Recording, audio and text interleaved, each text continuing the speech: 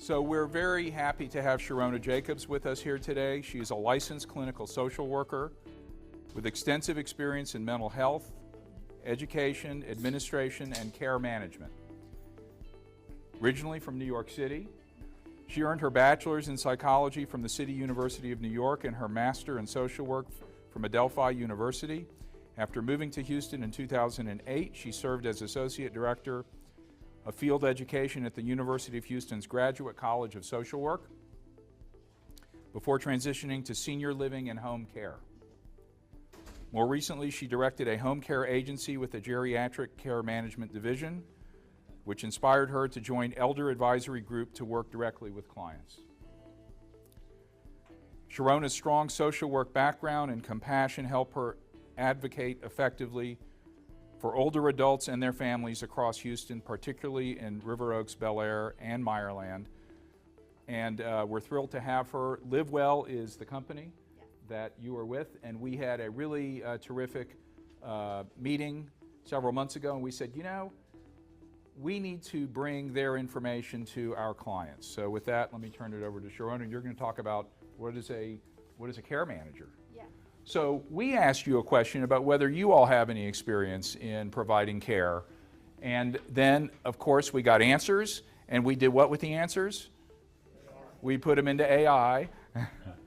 And AI summarized, put all of your answers together into these observations. And Sharona will let us know whether these are good suggestions that you all have made, those of you who have had to give care.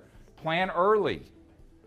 Legal documents, medical wishes, and care options. Plan early, and we can help you do that.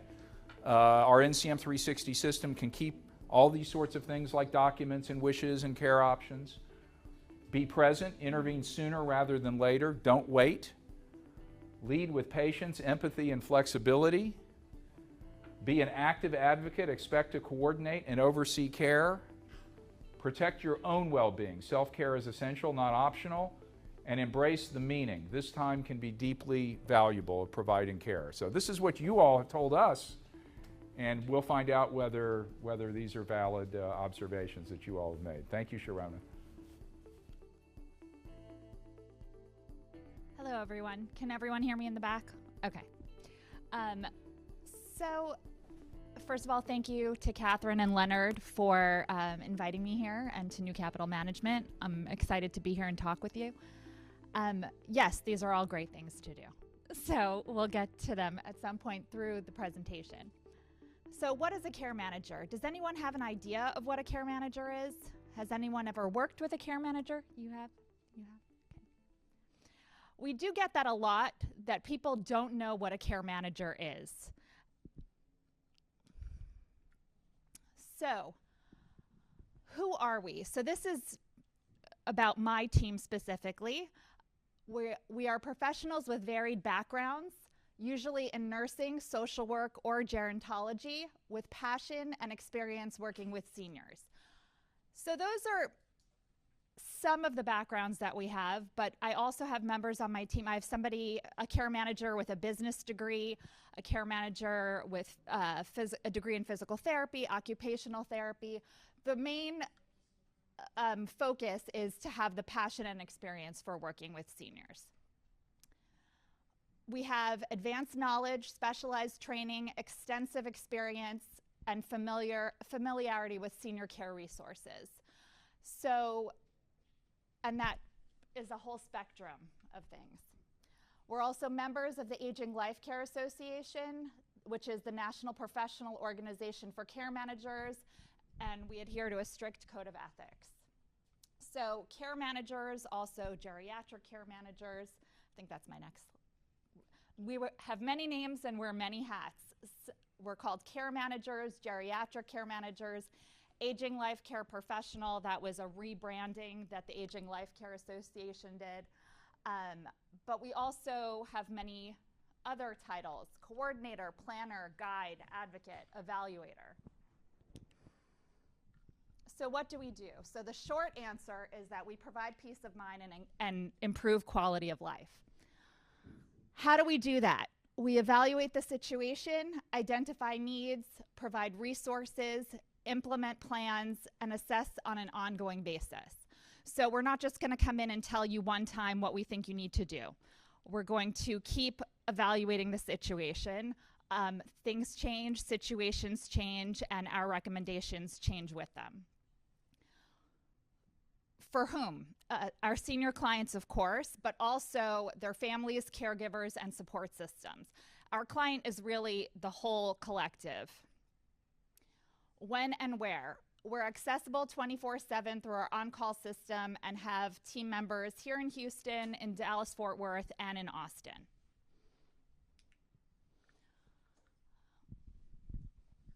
And I'm kind of breezing through these to get to the interesting stuff, where you'll understand more about what we do. This is kind of the generic info, and then we'll get more descriptive. So how a care manager helps.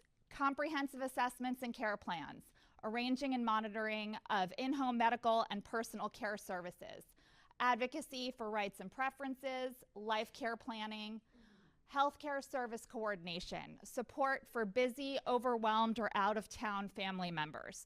Most of our clients, that is their situation, that they might have family, but their family either lives far away and cannot assist locally, or maybe they have adult children who work full-time, or maybe they don't have family. Medical evaluation and management, links to services and resources, coordination and attendance of medical appointments, expert guidance to manage difficult behaviors, crisis intervention, personal financial management, different from what y'all are doing here at New Capital Management, more like going through your mail and helping you pay your bills. So my boss, my former boss, who was the supervisor at Elder Advisory Group, would refer to us as paid daughters. So kind of when you look through this, you see, oh, that's what my daughter does for me, right? So we're paid daughters. I don't really refer to that anymore because now we have a gentleman on our team. So I don't know, paid adult children doesn't have like the same ring to it, right?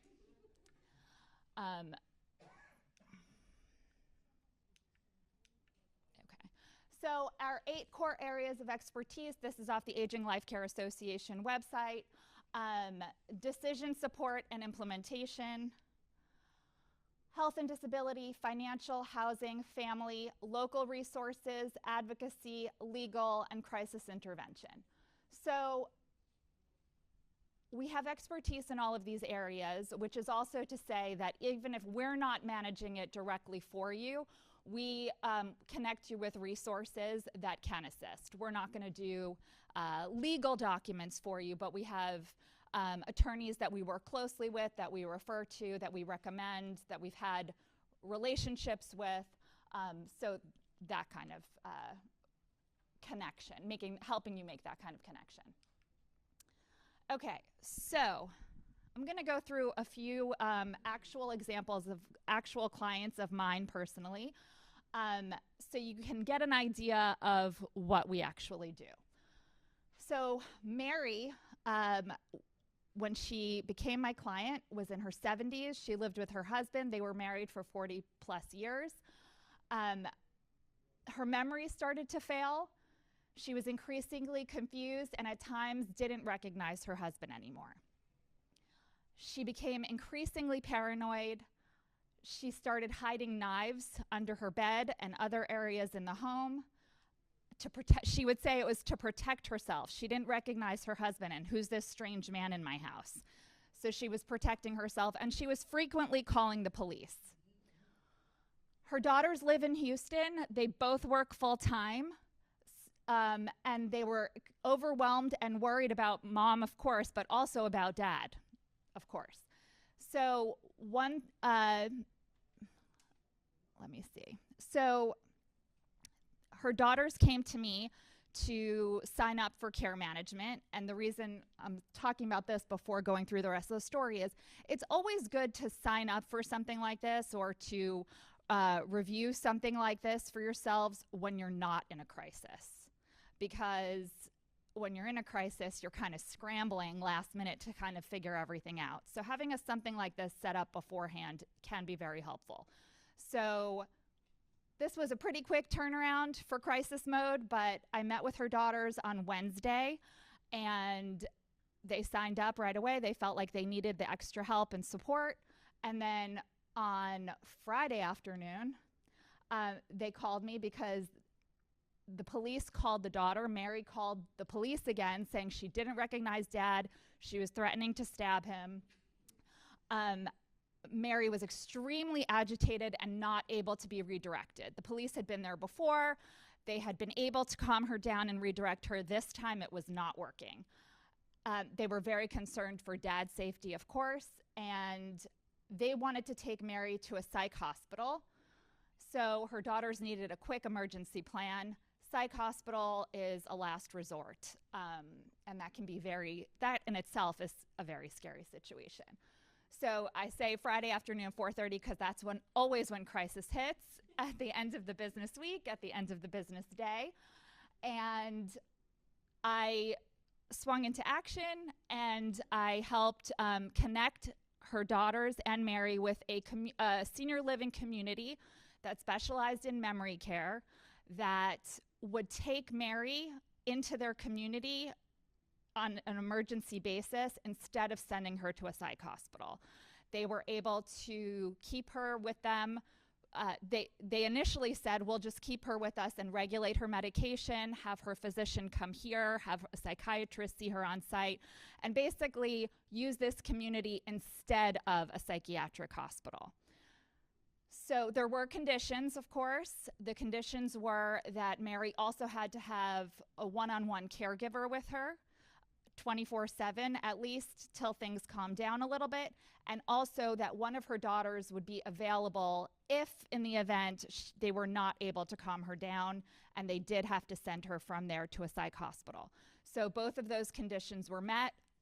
The community leadership team met Mary and her daughters at the community at like 7 o'clock Friday night.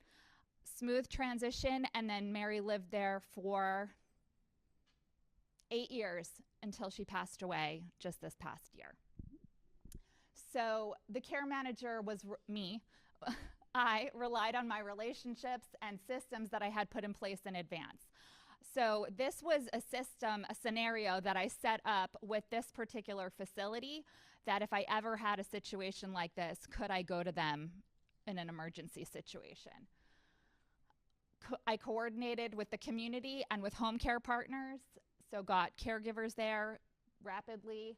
Her daughters were relieved, and then ongoing monitoring and assistance. So my job didn't stop there, getting Mary into the facility.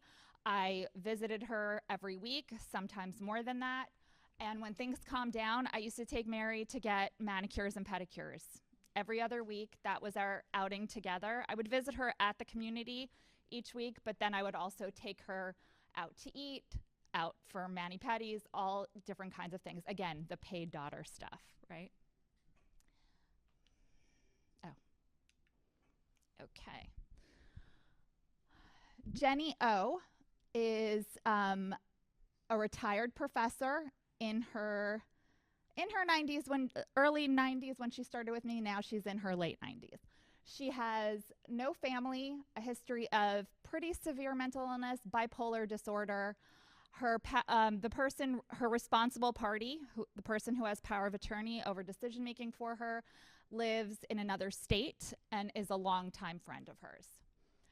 So Jenny was living in an assisted living facility. It was a beautiful local facility, but it wasn't necessarily equipped to manage psychiatric issues. Sometimes that happens, and they were calling her POA very frequently to discuss concerns about her behavior. Her behavior would fluctuate up and down, and sometimes she would get, again, paranoid. And one Friday afternoon, this one was like at 5, not 4:30. This was really cutting it close. But they called me to tell me that Jenny was refusing to take her medication and they were going to send her to the hospital. And I said, why would you send her to the hospital for not taking her medication? She's allowed to say she doesn't want to take her medication. That's part of advocating for our clients' rights. And if she's choosing not to take it, that in and of itself is not a reason to go to the hospital. And I said, and the nurse that I spoke with said, well, that's what my boss is telling me to do, and we're going to send her out. And I said, can you give me like 10 minutes to come and talk to her first before you just send her out? Oh, you would do that? You would come talk to her? Yes, I'll come talk to her, of course.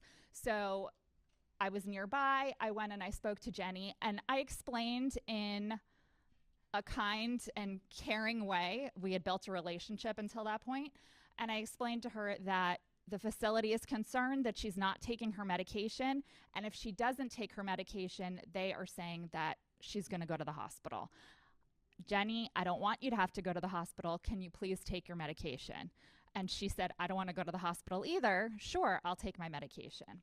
So in that situation, also, it's about delivery and how you're communicating to the resident or to your client. And they were just not communicating with her the right way, or the way that she wanted to respond to in a positive way. So that's also part of what we do, is advocating for our clients, and also being the bridge between the care providers and the client, and assisting to make sure that their needs are being met, but while also making sure that the facility is comfortable with the safety of the resident.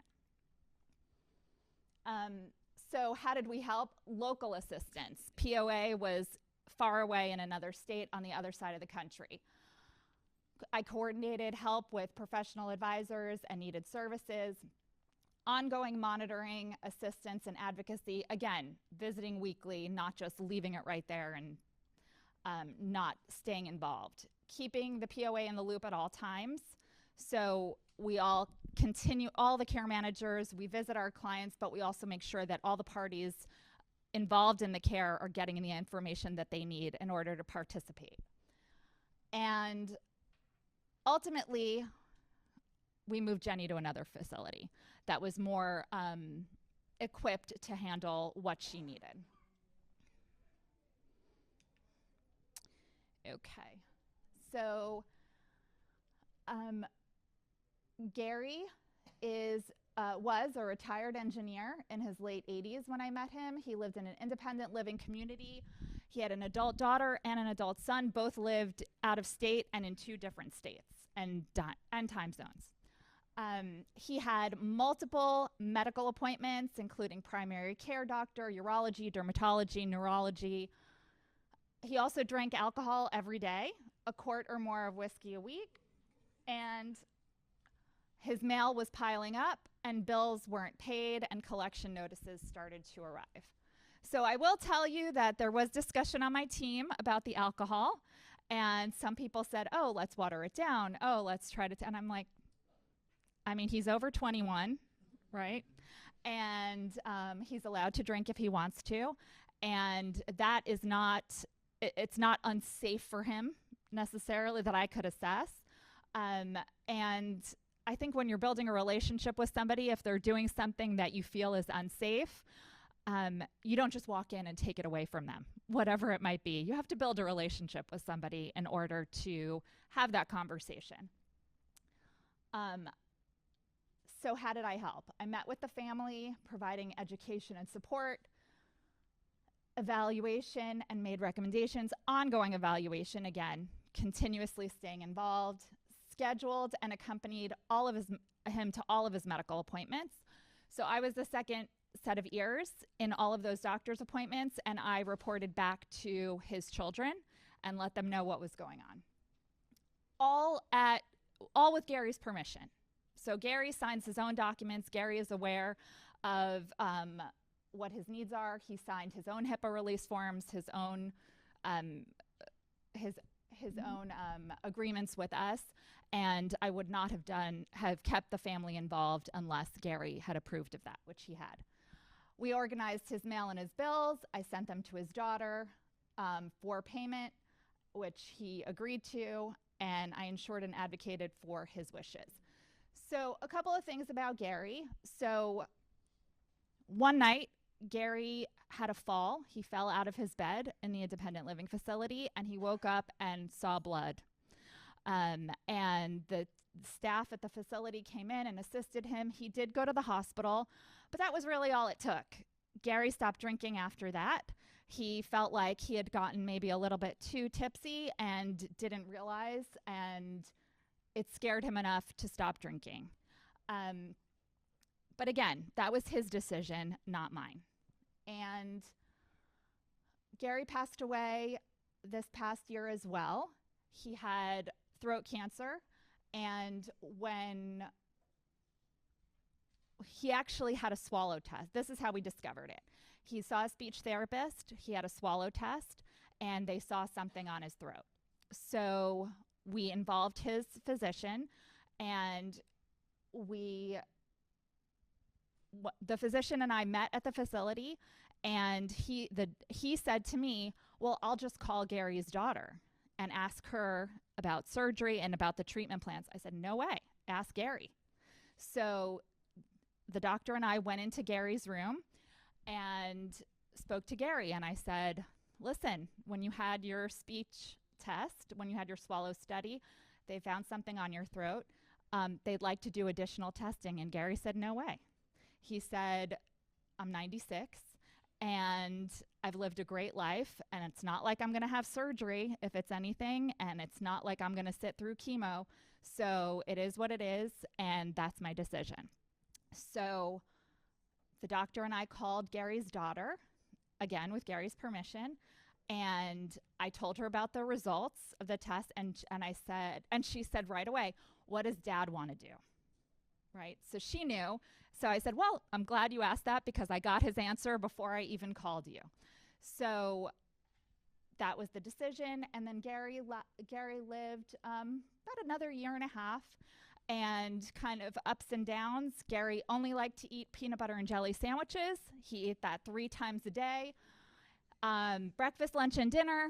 His daughter was not happy about it and wanted some vegetables, and his son said, let the man eat whatever he wants to eat. So, but that's also part of it. Part of being a care manager is including the family and dealing with dynamics and getting everybody's opinion. But mostly, I say this a lot to families. Well, hear your opinion, I hear his opinion. What would Dad's opinion have been, right? If Dad were able to, and Gary was able to let us know what his opinion was, but if there is a situation where Mom cannot advocate for herself, I often ask, what do you think your mom would want to do? What would her vision for herself be? And we often try to redirect like that. So, and that also helps, I feel like that helps the adult children, because then it's not them making the decision. They're saying what Mom's wishes would have been.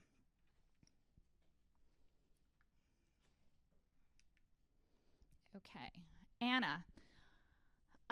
So Anna is a widow in her 60s. She lives alone. She's very active and social, or at least tries to be.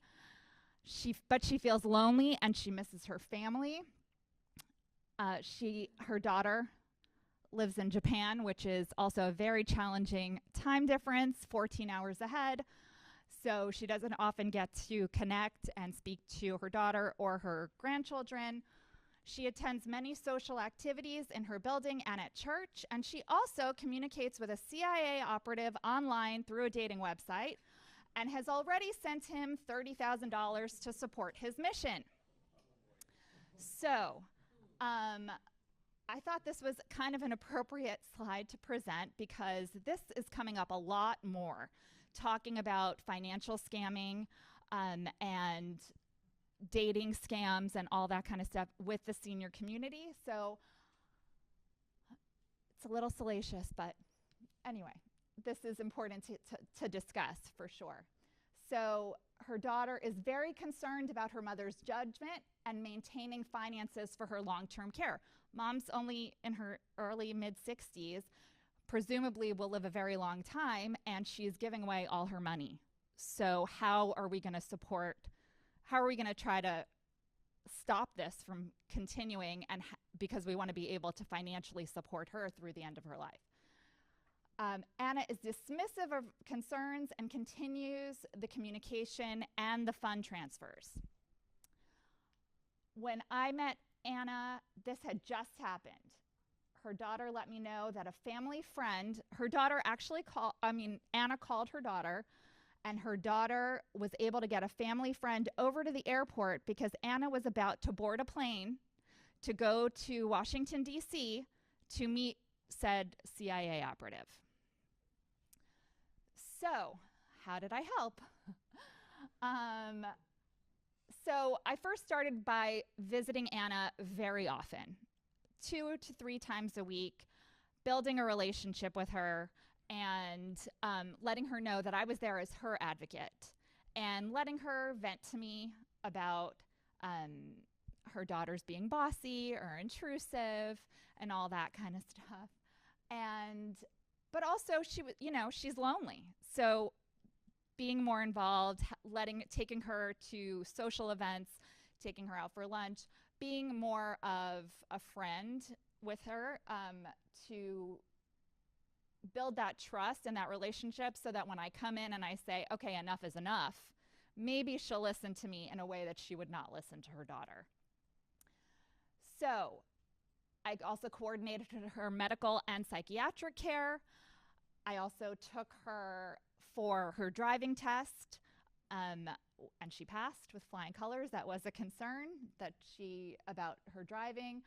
And then slowly, after a while, I started introducing reality-based testing. So having the conversation of, why does he need you to fund a CIA operation? Right? So just things like that, like out of curiosity, not in a judgment way, just kind of, did he tell you why he needs your money to do that? And so kind of just starting the conversation. And then we did that for a while, I'll say that. So, and then I did assist her to protect her accounts and her finances when she finally started to come around and realize, maybe this isn't making sense. We went to her bank, we involved her daughter, we changed out her accounts, we closed things, opened things. And then we also, I helped her pursue legal action, which we went and met with the district attorney, who also had some other cases. And to be honest, nothing really came of that, but at least she saw that there were a lot of people involved here locally that were trying to help her. And finally, she moved to Japan. After about a year of working with her, she and her daughter started getting along much better, and her daughter came to visit, and ultimately Anna went and moved to Japan to be with her daughter and her grandchildren. So this is also another way for us to help, especially with the climate of scamming nowadays. So participating in that, I often say people have the right to make poor decisions, and that happens sometimes, but we also can support them and try to kind of guide away from those poor decisions. And let's see. So I think I covered this on the first slide, but our locations are in Houston, Austin, and Dallas-Fort Worth. We do have an on-call system. So you're assigned a care manager when you join with us. You do have one care manager, but you also get our whole team, and it's about 16 of us. And we cover for each other. We have an on-call system, so it's never really business hours. And then the cost is $165 an hour in Houston, and then the rates for Dallas and Austin are $175 an hour. We bill in increments, so if we send you one text message, you're not going to get billed $165. Okay? And there's also a retainer, which is $1,000, and that gets applied to the final invoice. So we just hold on to it till the end. It's not. It is returned to you ultimately. And let me see. Sorry. Any questions so far? Yes. How many clients do you have? Me personally, Yeah, like, do you try to handle it? I mean, it sounds like you need to be available and it can be crazy at some points and calm at some points. yes. So me personally as the director, I did keep several of my clients that I had from my previous caseload, and that was mostly because they're on hospice and I just felt like it was unfair to assign somebody new. So right now, personally, I have four clients. The care managers, it just depends. Everybody is a consultant, and they all have different levels of caseload depending on where they live, because we do bill for driving, and distance, so or what their availability is. But we have all in about 100 clients right now, and everybody's different. So some we're seeing multiple times a week, and then some we're seeing once a month to check in. Somebody else had a question? Yes, ma'am. When is the appropriate time to involve? Right now. So, you know, as I said in the beginning, it's never good to make a decision in time of crisis. So a good time is when you're just thinking about long-term needs, long-term care. We don't have to be, we can be as involved as much as you want or as little as you want. So if you sign up, if you're our client, we just might check in on you periodically until you need us. And then you let us know, and then the involvement increases. Yes, sir? Have you been able to return any scam funds? I have not. I have not. But at least I was able to stop her at about $60K. Oh, he asked if I was able to return any scam funds. Not me personally. And I also did follow up several times with the DA, and I don't think they were able to either, unfortunately. Yes, sir. Just a question on the same topic. Was the DA local, or a scam can often take place from hundreds of or thousands of miles away? Yeah, this scammer was in Nigeria, I think, but it was the Harris County DA. Yes. Yes, ma'am. Yeah. Yes. So is there an upfront fee? So we ask for a $1,000 retainer upfront when you sign on with us, and then that gets applied to the final invoice. Yes. Anyone else? It's a mix. It's a mix. A lot of these, do people, sorry, Catherine keeps reminding me to repeat the question with her sign. So this gentleman asked if people who fall for scams have dementia or just have a moment of poor judgment.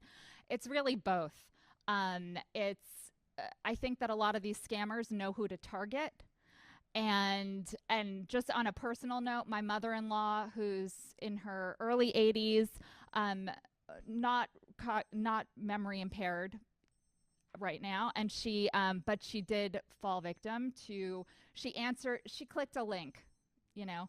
So if you learn anything from me today, don't click the links from your emails. You exit out of your email, open the website on its own, and double check through there. Never click a link. Yes. Hi. Hi.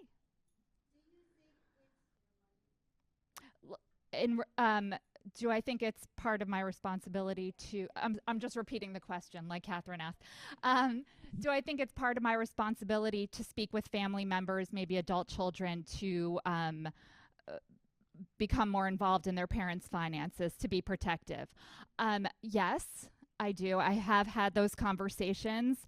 It really depends on the situation. Sometimes also there are many adult children or many family members involved, and when we have these meetings, we can assess who should be involved and maybe who shouldn't be involved. That can get a little bit tricky as well, but we definitely participate in that.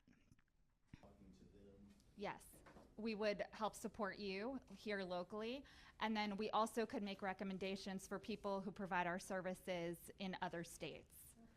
So we have a big network through the Aging Life Care Association, and we could make recommendations for people, for care managers more local to people out of state.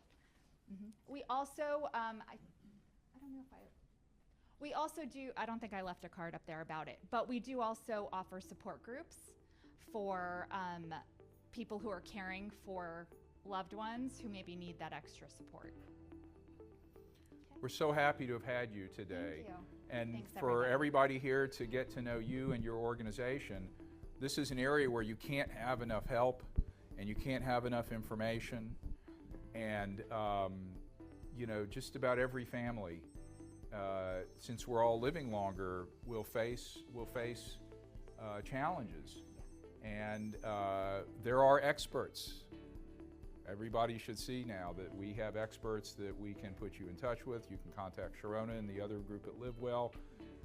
We have a role to play in the money transfer area. You know, we're constantly, this is a big thing that Casey is doing all the time, making sure that money that's being requested, that it's authentic.